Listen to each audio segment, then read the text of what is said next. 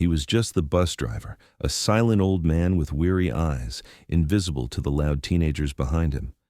But when disaster struck on the mountain pass, the way he handled the out-of-control vehicle wasn't just skillful. It was familiar.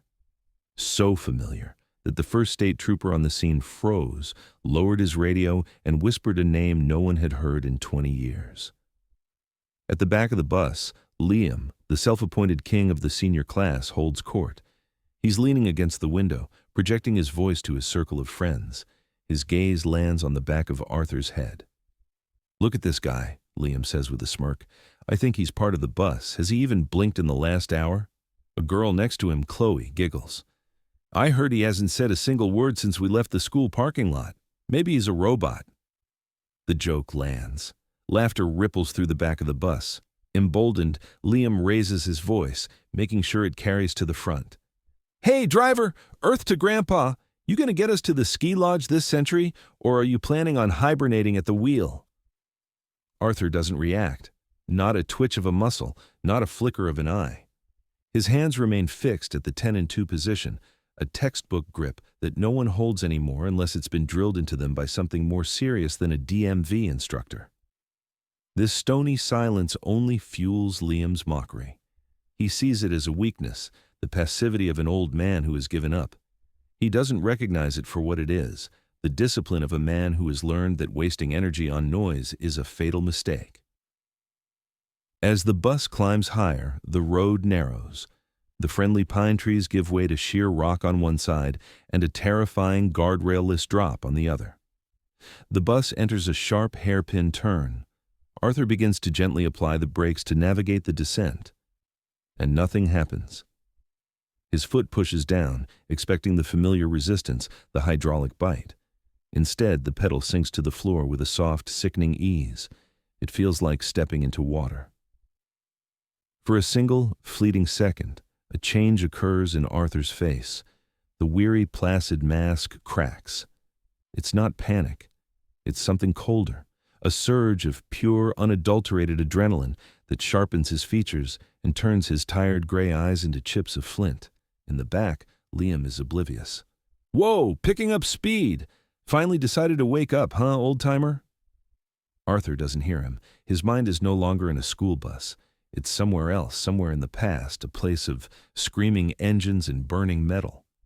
His brain is a supercomputer, instantly calculating variables: speed, gradient, trajectory, friction coefficients, vehicle weight. His first action is smooth, almost instinctual. He doesn't slam the useless brake pedal again. He reaches for the gear shift. With a practiced, forceful motion, he downshifts. The engine screams in protest, the RPMs redlining. The bus groans, a wounded beast being forced to slow itself. But it's not enough. The incline is too steep. They are still accelerating. The change in the engine's pitch finally silences the students. The laughter dies. An uneasy quiet falls over the bus, punctuated by the high-pitched whine of the struggling transmission. "What's going on?" a nervous voice asks from the front. It is then that Arthur speaks. His voice is a low baritone, a gravelly sound that hasn't been used all day. It cuts through the tension with absolute authority. "Everyone, in your seats. Buckle up, now." There's no room for argument in his tone. It's not a request. It's a field command. Instantly, the students scramble, fumbling for their seatbelts. Even Liam, his face pale, finds himself obeying without a second thought. Ahead, the road twists into a deadly S-curve. To the left, a wall of granite. To the right, 1,000 feet of empty air. Taking the turn at this speed is impossible. They would fly straight off the edge. Arthur makes a decision.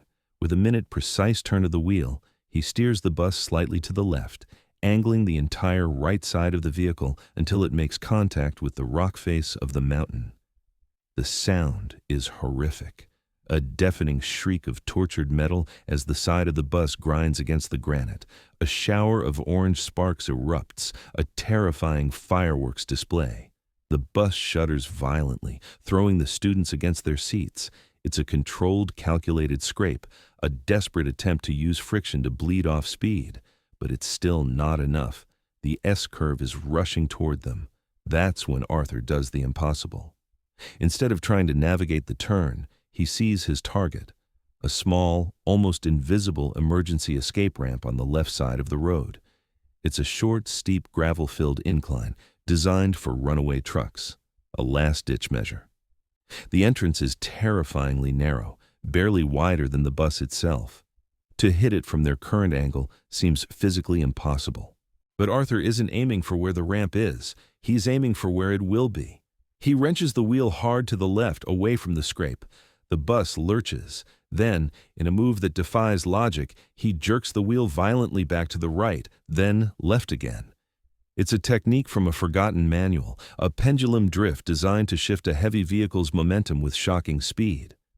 The massive bus swings sideways, its rear end fishtailing over the abyss. For a terrifying moment, the students are looking straight down the cliff face through the side windows. Screams fill the cabin, but Arthur is in control. He holds the drift, his hands a blur on the wheel.